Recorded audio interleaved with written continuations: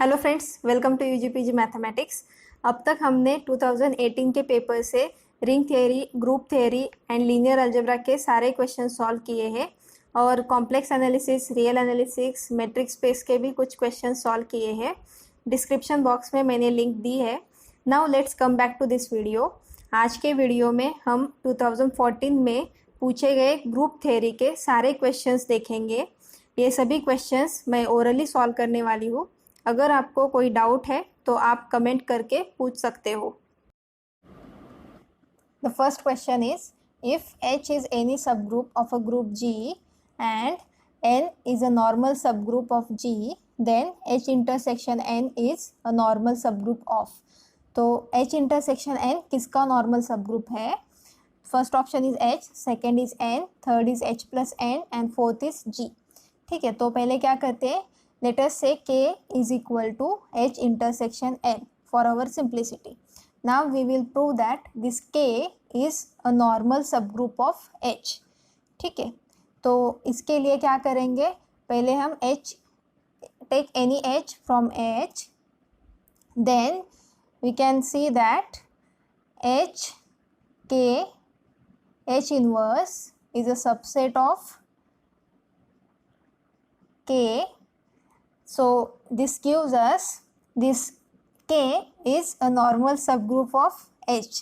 ठीक है, so the first option is the correct option. Now let us solve another question.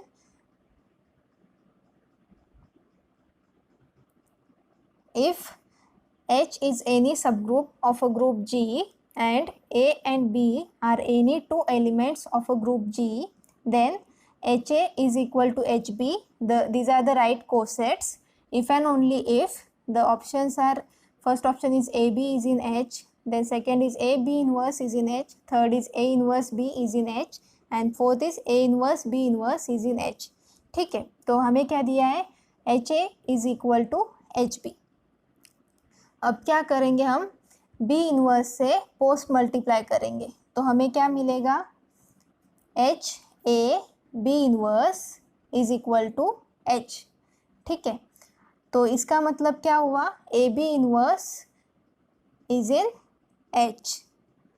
ठीक है, क्योंकि अगर हमारे पास G is equal to H होता है तो the small element G is in H, तो आप यहाँ पे बस G equal to AB inverse है। सो अगर आपके पास HA इक्वल टू HB है तो AB inverse is in H and this is if and only if. So second option is the correct option. Now let us solve another question. So we have given a cyclic group of order 8. हमें और पूछा है कि how many elements of this group can be used as generators of the group. ठीक है, तो यहाँ पे cyclic group of order 8 मतलब क्या है, it is isomorphic to Z8. तो for any n it is Zn. तो अब क्या करना है, हमें बस number of generators find out करने। ठीक है, तो नंबर ऑफ जनरेटर्स कैसे फाइंड आउट करते हैं, just take phi of 8। In general it is phi of n, phi is Euler's phi function. ठीक है, तो phi of 8 is equal to 4 and hence this third option is the correct option. So let us solve another question. We have given H and K are finite subgroups of a group G, then the order of HK। ठीक है, तो this is HK is a subgroup और उसकी order क्या है, तो it is a simple formula. In general it is order of H into order of K divided by order of H intersection K. So third option is the correct option. Now let us solve another question. Which of the, let n be the order of an element A of a group G, तो क्या दिया है, order of A is equal to n and A is element of G, then which of the following elements of the group G has order different from n। ठीक है, तो first option क्या दिया है, A raised to P where P is relatively prime to n। तो आप बस ये रिजल्ट याद करो कि अगर आपके पास order of A is equal to N है, then order of A raise to P is always equal to N whenever that P is relatively prime to N. तो जो पी है, that element p number that must be relatively prime to n then the order of A is same as order of A raised to P whenever Pn is equal the GCD is equal to 1. ठीक है, तो इसका तो order n हो गया. अभी second question पे, second option पे जाते हैं. It is x inverse ax where x is in G. तो इसका मतलब क्या है, x inverse ax is just a conjugate of the element a. तो इसका भी order same as the order of a होता है. That means this order x inverse ax is same as order of a, and this x inverse ax is conjugate of element a. so इसका भी order a हो n हो गया. तो अभी third option क्या है, a इनवर्स. तो हमें तो पता है कि order of a is same as order of a inverse और it is equal to n. तो इसका भी n हो गया. तो अभी लास्ट मतलब इस सब के ऑर्डर क्या है, n है. तो लास्ट का ऑर्डर तो सेम नहीं होगा n से. That must be the correct option. So ax need not have order equal to n. So fourth option is the correct option. Now let us solve another question. Let n be a normal subgroup of a finite group G. Then the order of quotient group G by n will be. तो ये तो standard question है. अगर हमारे पास कोई normal subgroup है n, तो G by n define होता है and this quotient group has order of G divided by order of n. तो बस इतना याद रखो. Now let us solve another question. How many generators are there for an infinite cyclic group? So just इसको infinite को आप एक बार ध्यान में रखो. infinite cyclic group जब भी आता है तो it is isomorphic to Z, the set of all integers. तो हमें पता है कि Z के जनरेटर्स क्या क्या है. एक तो 1 है एंड इसका उसका इन्वर्स क्या है, -1. ठीक है, क्योंकि Z अंडर एडिशन ग्रुप है तो 1 का इन्वर्स क्या होगा, -1. 1 - 1 is 0, identity element of Z. ठीक है, तो 1 and -1 are the generators for this group and these are 2 in numbers. तो option is 2, second option. Now let us solve another question. Which group is not abelian? The first is option is cyclic group, second is symmetric group Sn, third is group of order 4 elements, then last option is a group G for which AB square is same as A square into B square for all AB in G. तो first एक याद रखो कि cyclic group हमेशा abelian होता है. Every cyclic group is abelian. तो बस क्या पूछा है हमें, नॉट अबेलियन के बारे में. तो ये तो गया. तो सेकेंड अभी सिमेट्रिक ग्रुप Sn. तो this is also not abelian because अगर आपको पता है कि n इक्वल टू मतलब Sn is not abelian, always it is not abelian for n greater equal 3. ठीक है, क्योंकि सिंपली अगर आपने S3 लिया n इक्वल टू 3 के लिए तो we know that this S3 is not abelian. So this is the correct option and you just see, you can just easily see that अगर आपके पास ग्रुप होता है 4 एलिमेंट्स का तो दैट इज ऑलवेज अबेलियन, क्योंकि every group of order less equal 5 is abelian. तो ये तो अबेलियन है. अभी लास्ट क्या बोला है कि A B square equal to A square B square. ये तो simply this condition implies a the group G is abelian. हमने ऐसा एक एग्जाम्पल 2018 के पेपर में सॉल्व किया है. तो this says that this group is abelian. So the correct option is just the second option because Sn is not abelian for n greater equal 3. ठीक है, तो let us solve another question. Let R be the additive group of real numbers.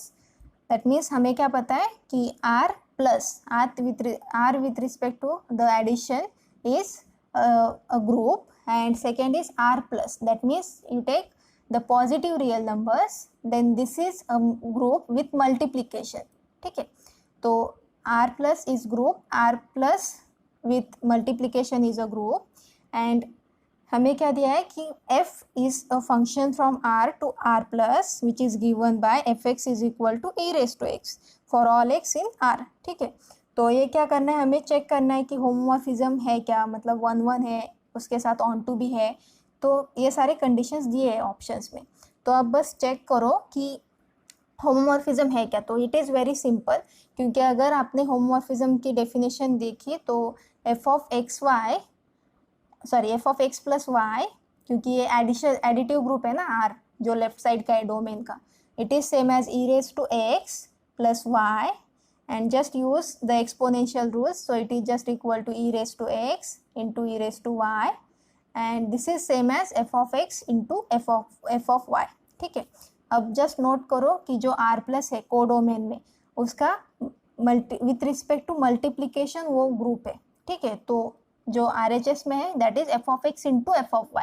तो operations हमें याद रखने, जो left side में वो प्लस है और जो राइट साइड में वो मल्टीप्लीकेशन है, डॉट. ठीक है, तो clearly this condition gives us it is a homomorphism, and let us check whether this homomorphism is 1 onto और है या नहीं है. ठीक है, तो just note that this e raise to x is 1 function, क्योंकि हमें पता है उसका ग्राफ कैसे होता है, लाइक दिस. ठीक है, तो 1 फंक्शन है e raise to x, and clearly it is onto because जिसका रेंज है e रेज टू x का वो पूरा r प्लस होता है, set of all positive real numbers. तो ये फंक्शन 1 है और ऑन टू भी है, that means this is isomorphism. ठीक है, that means it is 1 and onto and homomorphism. So the fourth option is the correct option. Now let us solve the next question. The number of elements in the alternating group an. तो ये standard है, हमें पता है कि order of an हमेशा क्या होता है, n फैक्टोरियल डिवाइडेड बाय 2. ठीक है, the half of the order of Sn, क्योंकि order of Sn is equal to n factorial symmetric group का, तो अल्टरनेटिंग ग्रुप का n factorial divided by 2. So the third option is the correct option. Now let us solve the next question, which is not necessarily a normal subgroup of a group G. ठीक है, तो G के normal सब group क्या नहीं हो सकते, तो first option is G, but हमें पता है कि G is always normal in G. ठीक है, द ग्रुप कोई भी हो वो नॉर्मली होता है उसमें, तो दिस इज नॉर्मल, तो clearly this is not answer. Right, now second is the identity subgroup. तो आइडेंटिटी सब ग्रुप पता है हमें कि it is normal always. If you have any subgroup G, then this identity subgroup is always normal in the group G, तो ये भी normal है. Now centre of G, आप कभी भी सेंटर फाइंड आउट करो किसी भी ग्रुप का, दैट इज ऑलवेज नॉर्मल सब ग्रुप इन G. ठीक है, तो ये सारे नॉर्मल सब ग्रुप्स हो गए, तो बचा कौन सा ऑप्शन है, last option. So that must be not necessarily normal. ठीक है, तो normaliser of an element A, it not necessarily a normal subgroup of G. So fourth option is the correct option. Now let us solve the next question. Let a relation R be defined over the set of rational numbers Q. ठीक है, by A is related to B if A is less than B. तो define कैसे किए relation, कि दो elements related कब हो सकते हैं, कि whenever this A is less than B. तो let us check this relation is symmetric, reflexive और transitive. तो चेक करने के लिए क्या करेंगे हम, फर्स्ट रिफ्लेक्सिव है क्या वो देखते हैं. ठीक है, तो रिफ्लेक्सिव के लिए क्या चाहिए होता है हमें, कि A is related to A. ठीक है, for any element A in the which is from rational numbers, we just check that A is related to A. वो है क्या, नहीं है, क्योंकि अगर ये ऐसे है तो हमें क्या चाहिए, A is less than A, but ये तो ट्रू नहीं है ना, क्योंकि अगर आपने A is equal to suppose 2 ले लिया which is a rational number, तो 2 इज लेस दैन 2 ऐसा होता है क्या, नहीं होता, तो this is not possible, that means it is not reflexive. ठीक है, तो फर्स्ट ऑप्शन तो गया, क्योंकि वो बोल रहा है कि वो दैट इज रिफ्लेक्सिव. ठीक, तो that is not true. Now let us check whether this is symmetric. तो सिमेट्रिक के लिए क्या चाहिए, अगर A is related to B, then we must have B is related to A. लेकिन यहाँ पे A रिलेटेड टू B ऐसे लिया हमने, तो this implies A is less than B. ठीक है, but this does not imply that B is less than A. ठीक है, क्योंकि अगर हमने लिया कि 2 is less than 3, that means 2 is related to 3, then 3 is not less than 2. ठीक है, तो A related to B does not imply B related to A. That means this is not symmetric. ठीक है, तो ये जो रिलेशन है वो रिफ्लेक्सिव भी नहीं है और सिमेट्रिक भी नहीं है. अब क्या करते हैं, ट्रांजिटिव है क्या देखते हैं। तो ट्रांजिटिव के लिए क्या होता है, if A is related to B, B is related to C, then A is related to C. तो ये चेक करने के लिए क्या चाहिए हमें, तो पहले क्या करते हैं, A related to B means A is less than B, ठीक है। उसके बाद बी रिलेटेड टू सी, तो बी रिलेटेड टू सी मतलब क्या होता है कि B is less than C, ठीक है। Now clearly from this A is less than B which is less than C, so this gives A is less than C, that means A is related to C. So whenever A is related to B and B is related to C, we have A is related to C. So this is a transitive relation. So this relation is transitive but not reflexive and symmetric. So the third option is the correct option.